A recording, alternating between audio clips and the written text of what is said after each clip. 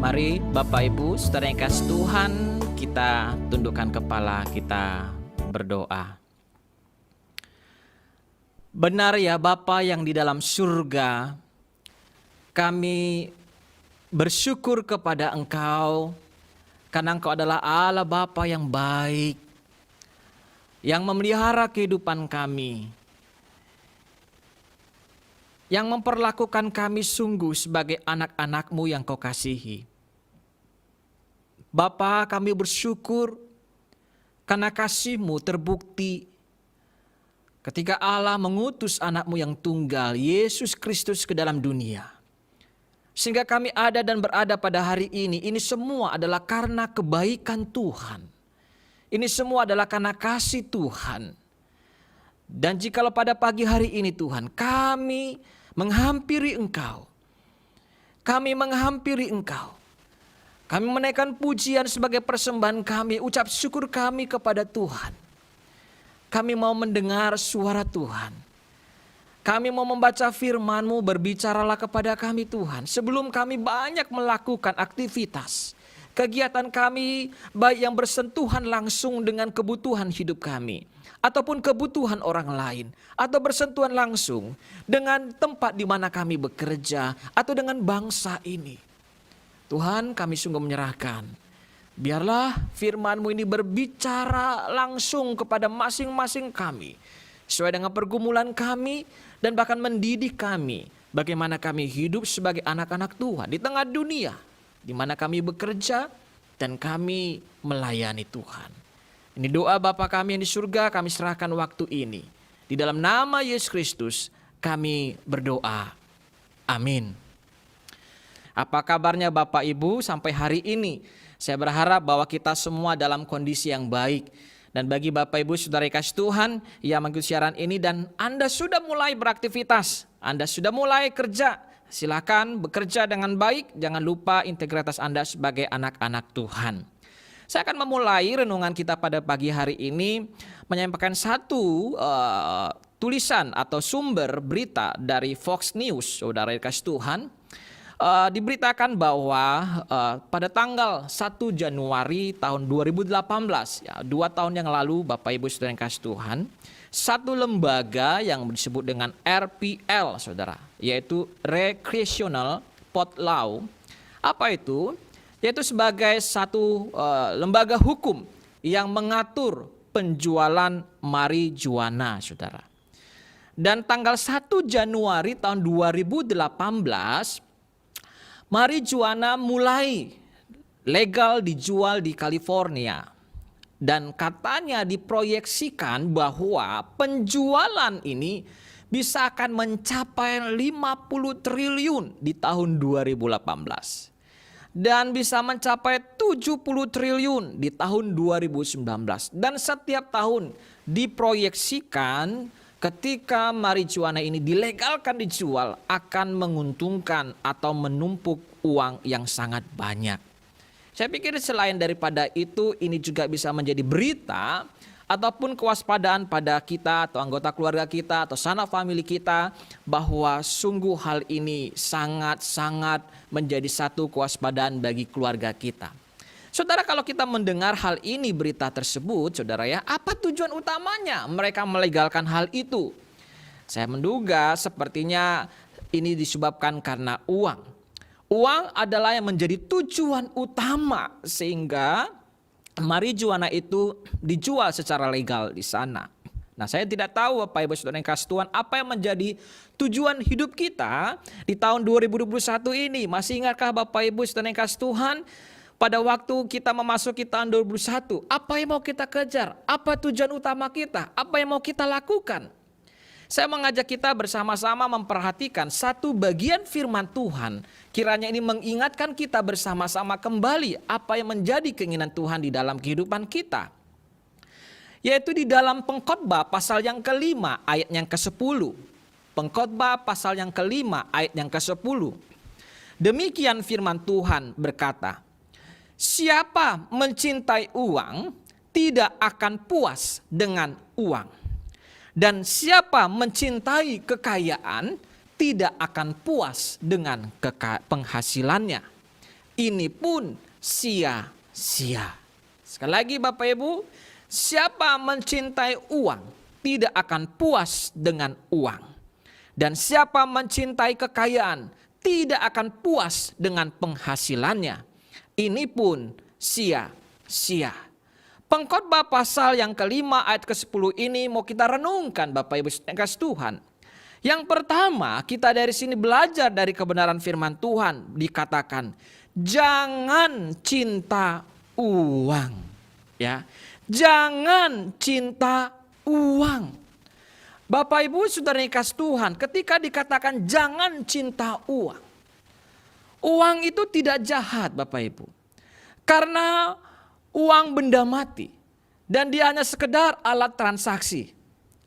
Tapi dikatakan kalau uang menjadi segala-galanya dalam hidupmu, maka Anda sudah disebut cinta uang. Itu adalah cara awal mendeteksi sikap cinta uang. Bapak Ibu Saudara yang kasih Tuhan, saya percaya, saya tahu bahwa semua orang dalam memenuhi kebutuhannya butuh uang. Semua orang bekerja mendapat upah atau uang. Mendapat uang adalah akibat dari Anda bekerja, betul? Tapi bukan sebaliknya. Karena uang Anda bekerja. Nah, saya pikir ini bisa salah atau kita bisa jatuh kepada cinta uang. Akhirnya kita akan diperbudak oleh uang sehingga kita banyak bekerja karena kita hanya ingin mengejar uang. Tapi mari kita mengingat bahwa sesungguhnya pada waktu Allah menciptakan manusia, memberikan satu tugas, mandat, budaya kerja. Bahwa Tuhan meminta Anda bekerja, saudara bekerja, bukan mencari uang. Uang datang sendirinya dengan Anda bekerja. Saudara, kita belajar diingatkan dari Amsal pasal yang ke-6 ayat ke-6. Dikatakan demikian Bapak Ibu Saudara yang kasih Tuhan. Hai pemalas, pergilah kepada semut, perhatikanlah lakunya dan jadilah bijak. Nah, sepertinya sesekali kita diajar untuk yuk lihat semut ya. Lihat semut bagaimana mereka bekerja, bagaimana mereka saling berinteraksi satu dengan yang lain, bagaimana mereka bergotong royong ya. Tetapi dalam 2 Tesalonika pasal 3 ayat 10 juga dikatakan demikian. Jika seorang tidak mau bekerja, janganlah ia makan. Nah Bapak Ibu Saudara yang kasih Tuhan, kalau mendengar ayat firman Tuhan ini rasanya kita gelisah, rasanya tidak enak bukan?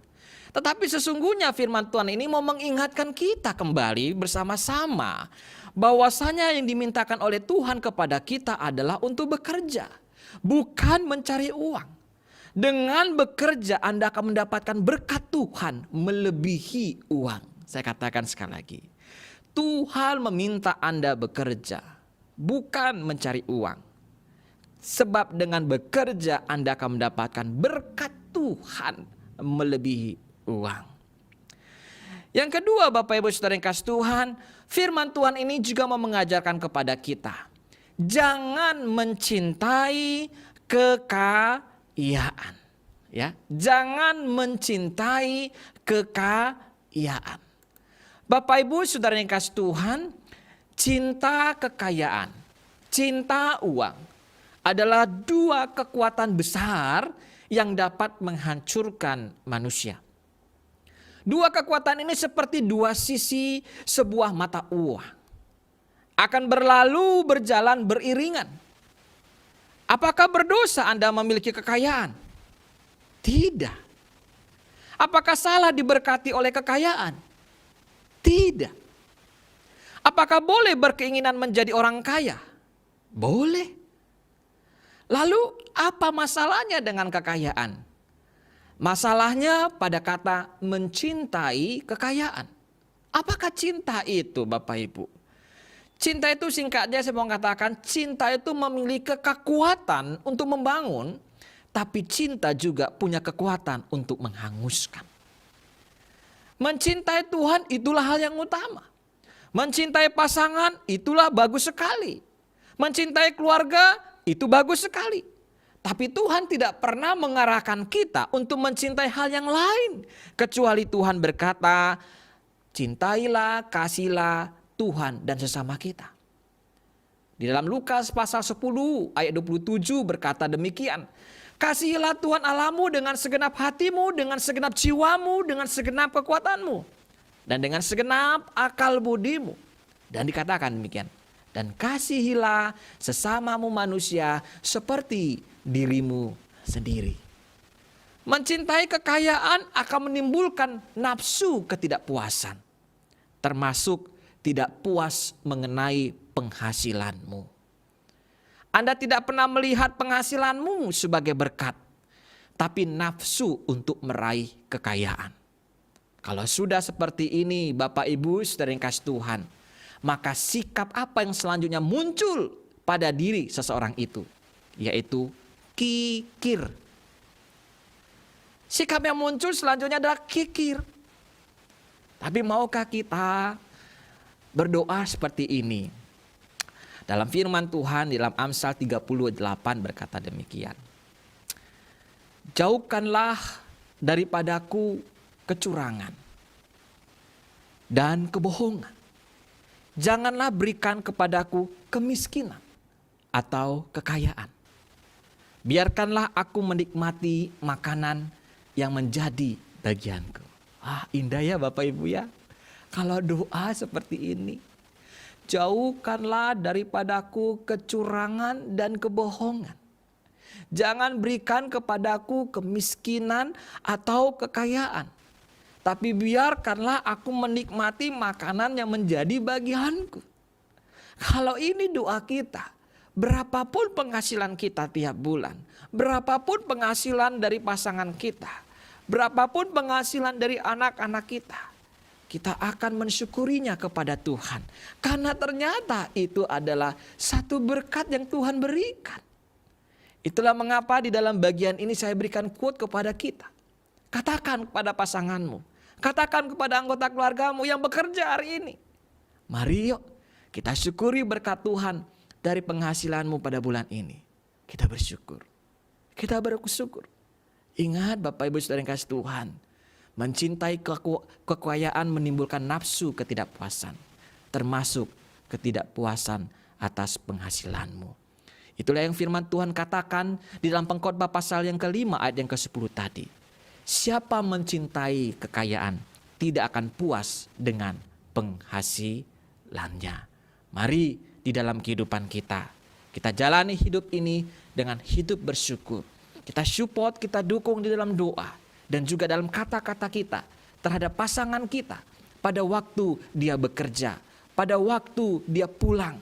Pada waktu setiap bulan engkau menerima berkat Tuhan itu. Ingatlah Tuhan meminta kita bekerja. Bukan mencari uang. Karena melalui pekerjaan Tuhan menitipkan berkat-Nya bagi saudara, bagi keluarga saudara. Amin.